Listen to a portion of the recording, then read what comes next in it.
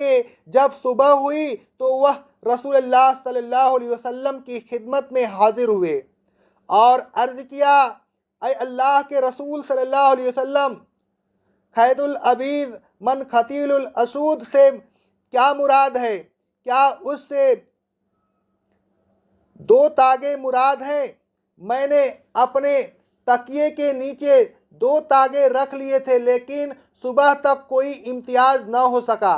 रसूलुल्लाह सल्लल्लाहु अलैहि वसल्लम ने फरमाया, अगर तुमने अपने तकिए के नीचे उन दोनों तागों को देखा और सफ़ेद और सियाह तागे तुम्हारे तकिए के नीचे आ गए तो फिर तो तुम्हारा तकिया भी बड़ा अरीज है और तुम्हारी गद्दी भी अरीज है।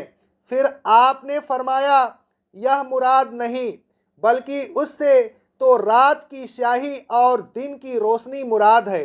यानी जब रात की स्याही और दिन की रोशनी मुमताज़ हो जाए तो रोज़े का वक्त शुरू हो गया और खाने पीने वगैरह का वक्त ख़त्म हो गया। सही बुखारी और सही मुस्लिम की हदीस है ये।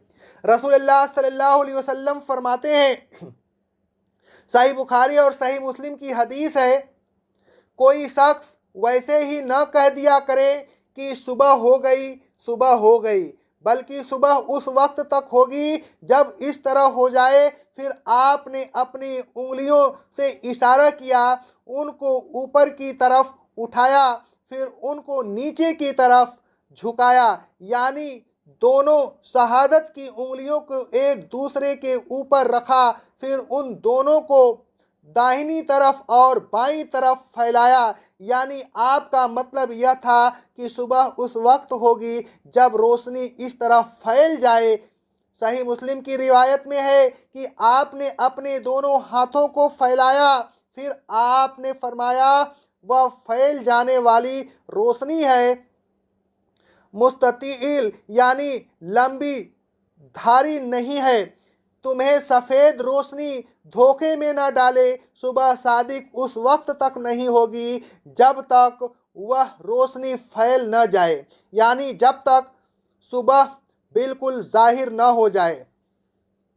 मंदरजा बाला अहादीस से मालूम हुआ कि जब तक सुबह की रोशनी अक्साए आलम में फैल न जाए उस वक्त तक रोज़े का वक्त शुरू नहीं होता।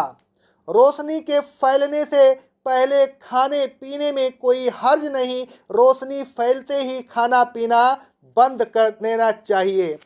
अल्लाह तबारक व ताला ने रोज़े का इब्तदाई वक्त बयान करने के बाद फरमाया,